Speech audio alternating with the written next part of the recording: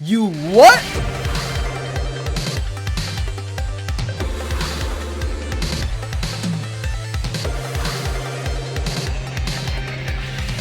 What a dooski. It's your boy Farewell, and today I'm here with my reaction video to SG-1 season number 5, episode number 5. This is 5x5. Buffy reference there, a little, you know, in a Stargate episode, we're just crossing everything. Last episode was the 5th man.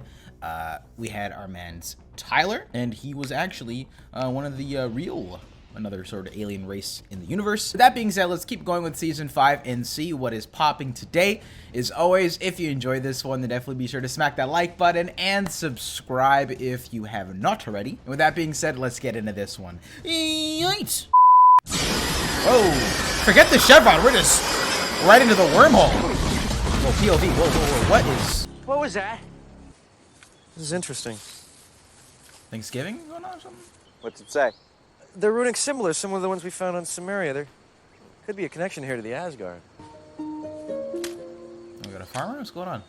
Explorers from a place called Earth. You might know it as Midgard. Oh, I am Elrad, Flamen of the 39th Order of Katau. Annulus. are they like Mormons? Or I like that. He is an enemy of the gods. Thor loves this guy. You know of Thor? Oh, yeah. He's a that's buddy. my boy. Freyr has sent us visitors from Midgard. Freyr Okay. is the god of... Friends of the gods are Well, welcome here. At first, I thought we were being What do you thrusted into this Please. episode from that POV. Come. I thought there might have been death and destruction. But it's actually flowers and dinner. Could be worse. They came through the annulus. The annuals. This one bears the Shabbai mark of sounds evil. much better. He is a friend of Thor, and we have never before been visited by elves. Elves. Let's see where this goes. Wait, look, okay, what's going on? It was very bright. What just This happened? track's kind of hard. It is no coincidence that this happens moments after they arrive. This guy gets it. The elves are the harbingers of our doom. Looks like, is the sky just gonna start raining fire? Not too sure. Anyway, SG-1 fam, SG-34. Cheers to another episode. Let's see what is popping today. I've gotten so used to recording with my glasses now that I thought I legitimately lost them the other day, and I was like, I was losing it. But I found them. They were in my friend's car. What the heck's going on? Somehow the light spectrum of the sun has shifted toward infrared. Eventually all the green plants will die. Applegate. Plants goes the oxygen. Freyr to have mercy upon us. You mentioned a hall of wisdom. This is it, isn't it? No, this is a temple. Right. Would you mind if we went with you? We could put in a good word. By all means, come. Bow your heads. Marty. and- Oh, getting zoomed up. Forgive us for disturbing you. It's another but we hologram seek flex. your wisdom. Fear it is Ragnarok. It's the end of time. Yeah. Do you desire us to put these outsiders to death? They could be drawn and quartered before nightfall. That's a bit harsh. Super eager. In time, I wish you well on your voyage.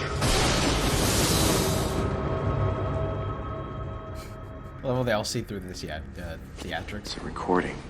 Though I would believe that, though. Really? Hang on. You dare question the will of the gods? No, just your interpretation. All right, spit some bars, Jack. Let's go. Look, folks, does Freyr plant your crops for you? Does he? Huh? Does he harvest O'Neill's them? delivering a sermon of truth. Elves cannot change the will of the gods. Are we about to get these people wiped out? Is this another one of the oopsie episodes for SG-1? That's what will look like to them. Whatever Carter comes up with. I think the wormhole that we used to travel here passed directly through this planet's sun. That might be why we had a problem dialing here in the first place. The So light literally from the caused sun Ragnarok. suddenly shifted to another star system, then bonded with their sun as we passed through it. I hope Damn, that doesn't so we mean did. it's our fault. We did cause Let this. him know, Damn. O'Neill. The fact that the gate wouldn't dial here when we first tried leads me to Should've been a believe that there was sign. some sort of safety protocol built into the gate system, designed to prevent exactly this sort of thing. Sir, we bypassed some of the normal dialing protocols. Yep. But you can fix it, right? No. There's just not a. There's not a spare ship that we can just put these people on, right? Like that one episode. This doesn't seem good, guys. Silk. Now we can just tell them what's going on, be like, hey, Thor's my boy, enough for the holograms. You are wise to seek my counsel, but only through faith will you prove worthy of my benevolence. Carter, you want to pull the plug on this guy? We're literally speed running through Thor's hammer again. Protector of the Katao world. Yeah, so listen, sorry to bother you. Thor is in a distant part of the galaxy and unavailable. Uh-huh. We named a warship after you. Short-lived as it was. Unfortunate. Asgard magic. Are you implying that our technology is some kind of trickery? Totally accidentally caused a foreign element to enter the Katao sun. How? Oh no! Well, actually, I was hoping To prevent wormhole connections that would result in such events. sometimes we bypass a few steps in order to get a lock. You what? There is a whole planet full of people that are going to die. Prepare to meet with the Asgard High Council. I'm prepared. Right now, let's go. The Asgard High Council. I feel like Jack might get a little riled up, but I don't know if it's gonna work in his favor. Yeah, listen, thanks for seeing me. The Citadel of Thor's. Oh, hey, there you are. Didn't see you. You guys all kind of look... Will unfortunately mean the Katao people will perish. Hey! This is not entirely our fault. Gate through the sun thing. But they did. They put it For that safe. matter, you could have given us a list of all the planets that are off limits. But we also saved your little gray butts from the replicators. And now we want your help. Calling in a favor. I'm not man. asking you to change the course of their cultural development. But here's the thing. If they were to step in and fix it, that could, right, change their beliefs in and of itself, you know, for a variety of reasons. Then leading to the civilization still getting wiped out through a different means, and them still kind of being responsible. Let's see how this goes. It's getting pretty interesting. And these are their biggest allies. It's not like they can call many other people, right? The Nox are a little bit more exclusive. Little gray bugs. Subsection 42 states that the people on those planets cannot be artificially advanced through Asgard technological means, including Earth. Oh. I do what you guys are gonna do. See ya. Yes, planet covered under the treaty. Uh-huh. You would be vulnerable. I suppose not. Now it's starting to weigh on him. He's like, damn, I don't We are all greatly disturbed. We wish there was a way. Fine. This is bad news bears, guys. Say something with an atomic weight above 200. Sure. I can think of a few. Actually, they don't occur in nature, at least not on Earth. You realize you're mixing your apples and your... Onions. Now, well, this is all very theoretical, sir. I have great confidence in you, Carter. That's literally Sam's equivalent of, Hammond. for crying out loud, coming up with the idea and then saying, this is purely all theoretical. We have 3 months before the plutonium reaction in the Katao sun becomes irreversible. Okay, If we can launch got a little inside bit 3 of weeks, time. we'll just make it. It's hard to put a price on the Katao people. 3 weeks later. Oh, wow. If the gods did not want them here, they wouldn't be here. If their presence is truly part of the test, We're just gonna go like a dark ending where just the rocket doesn't work and we just gotta leave and they all die? Oh my goodness. Oh, we secured the bag! And you are? Dr. McLaren. Very impressive operation you've got. Well, maybe one day you'll be able to visit the planet that your McLarium is saving. Did you say McLaren? I was about to say McLarium. Sounds like a good name to me. I mean, a lot could happen in 3 weeks, Well, that's right? it, sir. What if some You news got got out and they everything we rigged it? Good. They're in the village. Mr. McLaren? Still trying to convince the folks we're friendly McLaren. elves. Yeah, there's a little too many... Oh my god, it's SpaceX. Holy fuck. We lost 2 members of SG-6. The rocket was destroyed. Stupid son of a bitch! 2 of my men and screwed your whole planet! 2 of our brothers also gave their lives to serve the gods. You Oh. Why did you do it yourself? Why? to serve the gods. Excuse me. Jack! Jack! Please! I'm truly sorry for what has happened to you. More death serves no one. This guy's looking at him like, do it. More death is exactly what you people are gonna get. Holy shit.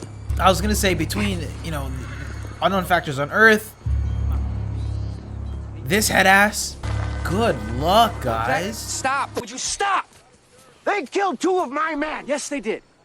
We made the first mistake, but we were gonna fix it. Okay, I know this world has been your home for generations. That was tense. If you don't go, you will all die. Your efforts are noble. We must face our fate bravely. Wow. Hey, Bro, mine folks. is down. Join me over here. Jack is unhinged. Hold on in here, folks. I got a few things I want to say. Oh, I feel like this is gonna be a GOAT moment. Hi, folks. Listen. Well, here's a flash for you. That's not what he looks like. What do you mean? He's an alien who's been pretending to be your god. Ooh. I don't think this is gonna end well. He's got a spaceship. The world is ending. The only faith they have is in their Spaceship. gods. And this guy who's Machine trying like to the one save we were them is building, telling them that their only gods his are is false. way better. And he's blown not here up. to save you. They chose not to. I am sorry for what happened to your people. Okay. Sorry to bother you. Thanks for your time, folks. It's like, how do you expect them to listen, though? I thought when something was in a wormhole, it existed only as energy. That you needed another Stargate to turn it back into solid matter. Actually, you're absolutely correct, sir. Now, in the case of a person, that would be very bad, but in the case of an element, it shouldn't be a problem. I was right. And you know what? That's what I appreciate. It's not like we can just use time travel all the time in this show. Executing controlled shutdown. Very few and far between each other whenever it happens. Because in this situation, that'd be really easy just to go back and not go to the planet. We beg you grant us your mercy and return the light that gives us life. Goodbye.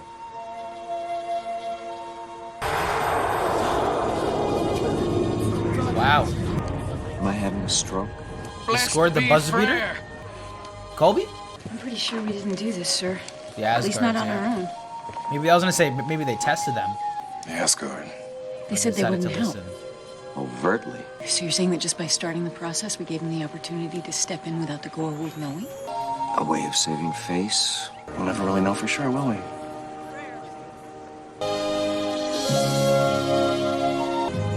Okay. You know, I actually kind of like that. I hope they don't bring that up one time. Like they'll run into the Asgards again and be like, hey, did you do that last time? Because it also sort of works with the idea of faith and believing and not knowing, right? And trusting in something that you don't know. But, okay. And that was my reaction video to Stargate SG-1 season number 5. Episode number 5. This one was titled Red Sky here. And interestingly enough, we dealt with, you know, the Norse mythology once again here, talking about the Asgard. I think I enjoyed this episode for a couple of reasons. One was the world building elements again, treading similar waters to you know, Thor's hammer. I think it was kind of funny how they're going about it, you know, 5 seasons deep. In the first season, once we encountered Thor's hammer for the first time, it was a really big deal, and obviously we've learned quite a bit since then.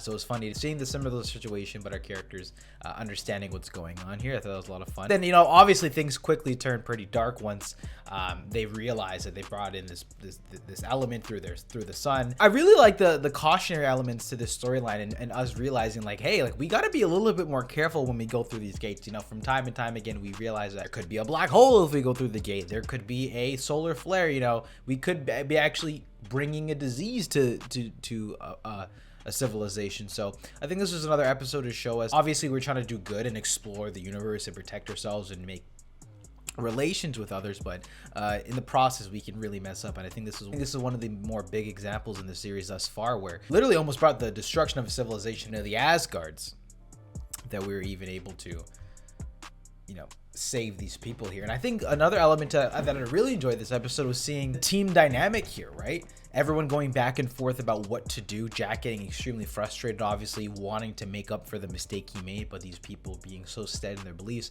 And you know, you can't really expect them, if this is truly Ragnarok, they are in belief that their god is going to save them, or whatever's happening is as a result of their god's will. You can't really do much to change that. And you know, obviously Jack's frustrated, he wants to save them, but there's only so much you could do. Appreciated the touch of how they lent it to, you know, left it all sort of open-ended as to whether it was the Asgards who truly saved them, or if it was the element that it definitely seems like the Asgard sort of came in there with the sort of caveat like, oh, like you helped us and, you know, the Goulds won't really know. So to the people, it's like, oh, it's their god who saved us. So yeah, actually this is a pretty cool episode. I enjoyed seeing sort of the moral dilemma, like, do we let these people die? What do we do? We're sort of tied. If we step in, we're gonna screw this 100 times over and put our own, you know, people in jeopardy, right? But we also want to make up for the error that we made here. This was actually pretty interesting, and one, you know, maybe I might not rewatch per se, but one that I might think about, and I think it actually brought forward some interesting ideas.